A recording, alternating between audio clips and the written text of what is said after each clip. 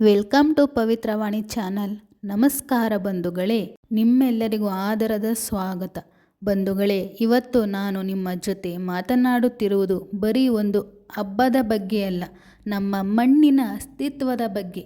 ಜ್ಯೇಷ್ಠ ಮಾಸ ಮುಗಿದು ಆಷಾಢ ಮಾಸ ಆರಂಭವಾಗುವ ಮುನ್ನ ಬರುವ ಮಣ್ಣೆತ್ತಿನ ಅಮಾವಾಸ್ಯೆ ನೆನಪಾದ ತಕ್ಷಣ ನಮಗೆ ಹಳೆಯ ಕಾಲದ ಹಳ್ಳಿಗಳು, ಅಜ್ಜಿ ಮನೆ ಮತ್ತು ಸಡಗರ ನೆನಪಾಗುತ್ತೆ. ಆದರೆ ಇವತ್ತು ನಾವೆಲ್ಲ ಎಲ್ಲಿಗೆ ಬಂದು ನಿಂತಿದ್ದೇವೆ? ಹಳೆ ಕಾಲದಲ್ಲಿ ನಮ್ಮ ಹಿರಿಯರು ಪ್ರತಿಯೊಂದು ಸಣ್ಣ ಆಚರಣೆಯನ್ನು ಭಕ್ತಿಯಿಂದ ಮಾಡುತ್ತಿದ್ದರು. ಆದರೆ ಇವತ್ತು ನಮಗೆ ಅದರ ಅರ್ಥನೇ ಗೊತ್ತಿಲ್ಲದೆ ಎಷ್ಟೋ ಆಚರಣೆಗಳನ್ನು ಕೈಬಿಟ್ಟು ಕೂತಿದ್ದೇವೆ. ಗೊತ್ತಿರುವವರಿಗೆ ಇದು ನೆನಪಾಗಲಿ, ಗೊತ್ತಿಲ್ಲದೆ ಇವತ್ತಿನ ತಲೆಮಾರಿಗೆ ನಮ್ಮ ಸಂಸ್ಕೃತಿಯ ಶ್ರೀಮಂತಿಕೆ ತಿಳಿಯಲಿ ಎನ್ನುವ ಕಾರಣಕ್ಕೆ ಈ ಹಬ್ಬವನ್ನು ಆಚರಿಸುವ ಪ್ರತಿಯೊಂದು ಸಣ್ಣ ವಿಧಿ ವಿಧಾನ ಹಿರಿಯರು ಇದನ್ನು ಮಾಡುತ್ತಿದ್ದ ಅಸಲಿ ಕಾರಣ ಮತ್ತು ಇವತ್ತು ನಾವು ಮರೆತಿರುವುದೇನು ಎನ್ನುವುದನ್ನು ಈ ವಿಡಿಯೋದಲ್ಲಿ ಸಂಪೂರ್ಣವಾಗಿ ಎಳೆಯಾಗಿ ತಿಳಿದುಕೊಳ್ಳೋಣ. ಕೊನೆಯವರೆಗೂ ನೋಡಿ, ನಿಮ್ಮ ಮನೆಯಲ್ಲೂ ಈ ಸಂಸ್ಕೃತಿಯನ್ನು ಮರುಕಳಿಸುವಂತೆ ಮಾಡಿ. ನಮ್ಮ ಹಿರಿಯರು ಏನಕ್ಕೆ ಮಾಡುತ್ತಿದ್ದರು ಗೊತ್ತಾ ಬಂಧುಗಳೇ? ಹಳೆಯ ಕಾಲದಲ್ಲಿ ಕೃಷಿಯೇ ಬದುಕಿನ ಆಧಾರವಾಗಿತ್ತು. ವರ್ಷ ಪೂರ್ತಿ ಮಣ್ಣಿನಲ್ಲಿ ರೈತನ ಜೊತೆ ಹೆಗಲಿಗೆ ಹೆಗಲು ಕೊಟ್ಟು ದುಡಿಯುವ ಎತ್ತುಗಳನ್ನು ಬರೀ ಪ್ರಾಣಿ ಅಂತ ನಮ್ಮ ಹಿರಿಯರು ನೋಡಲಿಲ್ಲ. ಅವುಗಳನ್ನು ಸಾಕ್ಷಾತ್ ಜಗದೊಡೆಯ ಶಿವನ ವಾಹನವಾದ ನಂದೀಶ್ವರನ ಸ್ವರೂಪ ಅಂತ ಪೂಜಿಸುತ್ತಿದ್ದರು. ಆಷಾಢ ಮಾಸದಲ್ಲಿ ಮಳೆಗಾಲ ಶುರುವಾಗಿ ಬಿತ್ತನೆ ಕಾರ್ಯ ಆರಂಭವಾಗುವ ಮುನ್ನ ನಮಗೆ ಅನ್ನ ಕೊಡುವ ಭೂಮಿ ತಾಯಿಯನ್ನು ಹದಗೊಳಿಸುವ ಈ ಮೂಕ ಪ್ರಾಣಿಗಳಿಗೆ ಕೃತಜ್ಞತೆ ಸಲ್ಲಿಸಬೇಕು ಎನ್ನುವ ದಿವ್ಯ ಭಾವನೆ ನಮ್ಮ ಹಿರಿಯರದಾಗಿತ್ತು. ಮಣ್ಣಿನಿಂದಲೇ ಎತ್ತುಗಳನ್ನು ಮಾಡಿ ಪೂಜಿಸುವುದರ ಹಿಂದೆ ನಾವು ಈ ಮಣ್ಣಿನಿಂದಲೇ ಅನ್ನ ಉಣ್ಣುತ್ತಿರುವುದು, ಈ ಮಣ್ಣೇ ನಮ್ಮ ದೈವ ಎಂಬ ಪರಮ ಸತ್ಯವಿತ್ತು. ಇವತ್ತು ನಾವು ಏನಕ್ಕೆ ಮುಂದುವರಿಸಿಕೊಂಡು ಹೋಗುತ್ತಿಲ್ಲ? ಇವತ್ತು ನಾವು ನಗರಗಳಲ್ಲಿ ಬಂದು ಕಾಂಕ್ರೀಟ್ ಮನೆಗಳಲ್ಲಿ ಕೂತಿದ್ದೇವೆ. ಎತ್ತುಗಳ ಜಾಗಕ್ಕೆ ಟ್ರ್ಯಾಕ್ಟರ್ಗಳು ಬಂದಿವೆ. ಮಾರುಕಟ್ಟೆಗೆ ಹೋದರೆ ಪ್ಲಾಸ್ಟಿಕ್ ಆಟಿಕೆಗಳು ಸಿಗುತ್ತವೆ. ನಮಗೂ ಮಣ್ಣಿಗೂ ಏನು ಸಂಬಂಧ ಎನ್ನುವ ಉದಾಸೀನತೆ ನಮ್ಮಲ್ಲಿ ಬಂದು ಬಿಟ್ಟಿದೆ. ಹಬ್ಬ ಅಂದರೆ ಬರೀ ವಾಟ್ಸಪ್ ಸ್ಟೇಟಸ್ ಅಂದುಕೊಂಡಿದ್ದೇವೆ.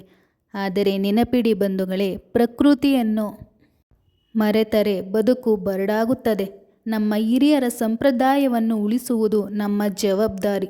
ಬಂಧುಗಳೇ, ಹಳೆಯ ಕಾಲದ ಪದ್ಧತಿಯಂತೆ ಮನೆಯಲ್ಲಿ ಮಣ್ಣೆತ್ತಿನ ಅಮಾವಾಸ್ಯೆಯನ್ನು ಪ್ರತಿಯೊಂದು ಸಣ್ಣ ನಿಯಮದೊಂದಿಗೂ ಹೇಗೆ ಆಚರಿಸಬೇಕು ಅಂತ ಈಗ ನೋಡೋಣ. ಮಣ್ಣೆತ್ತುಗಳನ್ನು ತರುವ ಮತ್ತು ಸಿದ್ಧಪಡಿಸುವ ವಿಧಾನ. ಹಳೆಯ ಕಾಲದ ಪದ್ಧತಿಯಂತೆ ಹಳ್ಳಿಯಲ್ಲಿ ಕೆರೆಯ ಜೇಡಿ ಮಣ್ಣನ್ನು ತಂದು ತಾವೇ ಸ್ವತಃ ಕೈಯಿಂದ ಜೋಡಿ ಎತ್ತುಗಳನ್ನು ಮಾಡುತ್ತಿದ್ದರು. ನಾವು ಏನು ಮಾಡಬಹುದು ಎಂದು ತಿಳಿಯೋಣ. ಇವತ್ತು ನಮಗೆ ಮಣ್ಣು ಸಿಗದಿದ್ದರೆ ಮಾರುಕಟ್ಟೆಯಲ್ಲಿ ಕುಂಬಾರರು ಜೇಡಿ ಮಣ್ಣಿನಿಂದ ಮಾಡಿದ ಎತ್ತುಗಳನ್ನು ಮಾರುತ್ತಾರೆ. ಯಾವುದೇ ಕಾರಣಕ್ಕೂ ಪ್ಲಾಸ್ಟಿಕ್ ಅಥವಾ ಪಿಂಗಾಣಿ ಎತ್ತುಗಳನ್ನು ತರಬೇಡಿ. ಮಣ್ಣಿನ ಎತ್ತುಗಳನ್ನೇ ತನ್ನಿ. ಇದರ ಅಲಂಕಾರ. ಮನೆಗೆ ತಂದ ಎತ್ತುಗಳನ್ನು ಅರಿಶಿಣ ಸವರಿ ಕುಂಕುಮದ ಬೊಟ್ಟು ಇಡಬೇಕು. ಅವುಗಳ ಕೊಂಬುಗಳಿಗೆ ಬಣ್ಣ ಹಚ್ಚಿ ಕೊರಳಿಗೆ ಸಣ್ಣ ಗೆಜ್ಜೆ ಅಥವಾ ದಾರವನ್ನು ಕಟ್ಟಬೇಕು. ಪೂಜಾ ಸ್ಥಳದ ಸಿದ್ಧತೆ. ದೇವರ ಮನೆಯಲ್ಲಿ ಒಂದು ಮಣೆಯನ್ನು ತೊಳೆದು ಅದರ ಮೇಲೆ ರಂಗೋಲಿ ಇಡಬೇಕು. ಆ ಮಣೆಯ ಮೇಲೆ ಅಕ್ಕಿ, ರಾಗಿ ಅಥವಾ ನವಧಾನ್ಯಗಳನ್ನು ಹರಡಬೇಕು. ಧಾನ್ಯಗಳ ಮೇಲೆ ಮಣ್ಣಿನ ಎತ್ತುಗಳನ್ನು ಜೋಡಿಯಾಗಿ ಪೂರ್ವ ದಿಕ್ಕಿಗೆ ಮುಖ ಮಾಡಿ ಕೂರಿಸಬೇಕು. ಇದು ಮನೆಯಲ್ಲಿ ಧಾನ್ಯ, ಲಕ್ಷ್ಮಿ ಸದಾ ನೆಲೆಸಲಿ ಎಂಬ ಸಂಕೇತ. ಎತ್ತುಗಳ ಮುಂದೆ ಕಳಶ ಇಟ್ಟು ಪಕ್ಕದಲ್ಲಿ ಗಣಪತಿಯನ್ನು ಇಡಬೇಕು. ಮೊದಲು ಗಣಪತಿ ಪೂಜೆ ಮಾಡಿ ನಂತರ ಮಣ್ಣೆತ್ತುಗಳಿಗೆ ಅರಿಶಿಣ, ಕುಂಕುಮ, ಅಕ್ಷತೆ ಹಾಕಿ ಪೂಜಿಸಬೇಕು. ಹೊಲದಿಂದ ತಂದ ಹಸಿರು ಹುಲ್ಲು ಅಥವಾ ಬಿಲ್ವಪತ್ರೆಯನ್ನು ಎತ್ತುಗಳ ಮುಂದೆ ಇಡಬೇಕು. ವಿಶೇಷವಾಗಿ ನೈವೇದ್ಯ. ಈ ಹಬ್ಬಕ್ಕೆ ಹಳೆ ಕಾಲದಿಂದಲೂ ಓರಣದ ಕಡುಬು ಮತ್ತು ಅಕ್ಕಿ ಕಡುಬು ಮಾಡುವುದು ಕಡ್ಡಾಯ. ಎತ್ತುಗಳು ಶ್ರಮಜೀವಿಗಳಾದ್ದರಿಂದ ಗಟ್ಟಿಯಾದ ಕಡುಬನ್ನು ನೈವೇದ್ಯವಾಗಿ ನೀಡಲಾಗುತ್ತದೆ.